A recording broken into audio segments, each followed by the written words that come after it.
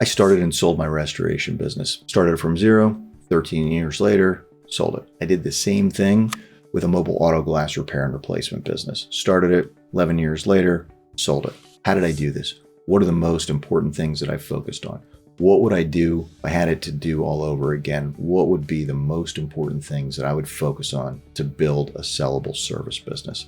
I'll share that with you in this video. It's not an exhaustive list, but if I could only pick 3 things, these 3 would absolutely, hands down, be the 3 that I would choose to focus on. Number 1 is get myself out of daily operations as much as possible. When I started the business, I hired a business coach about 6 months in, and I did it because in the beginning, I just had this very uncomfortable feeling that nobody knew what I was doing or not doing. And I had the sense of if I had somebody that I had accountability to, other than myself, I would get things done better, faster. I would just grow the business more quickly.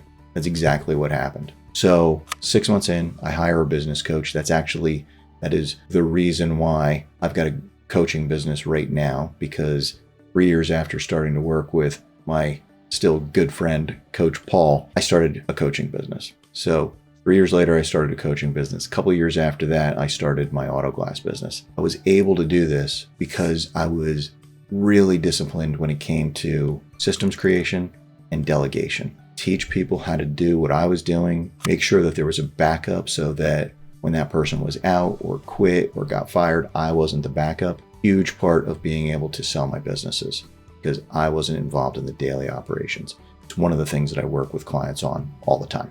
Number 2 is making sure that your financials are set up well so that they can tell the real story about the business. Financials are set up well, they're clear, they're explainable, and this is probably the most important part. The owner gets it. The owner understands. The owner doesn't have the mindset, oh, my accountant takes care of that. Oh, my bookkeeper takes care of that. No, the owner truly understands what's going on in their business financially. It is so important. They can't not understand it because then they really don't have a good understanding of what's going well and what's not going well and what levers to pull to fix the things that aren't going well and how to do more, how to identify what is going well. If the owner is leaving that to other people, they're not going to pay attention to it like an owner who understands is paying attention to it. That leads me into the 3rd, profitability. This all kind of goes together, right? The delegation, the clear understanding of the financials, and the profitability. When it comes to profitability, you probably have an understanding that at some point when you decide to sell your business, the selling price is going to be a function of the profit level times a multiplier. So maybe you have $1 million in profit and maybe the multiplier is 5x. You sell the business for $5 million. I've seen many businesses of very similar, almost exact top line revenue with very different profit levels. $1 million business with a 30% net profit and $1 million business with a 2% net profit. Guess what? One's sellable, one isn't. How does this all hang together? It's what I work with clients on every day.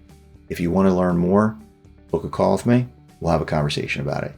Even if you're not interested in coaching right now or maybe ever, I guarantee you in that 15 to 20 minutes that we spend on the phone, you're going to come away with a couple of action items that you can implement to help you with delegation, your financials, and improving profitability. See you in the next video.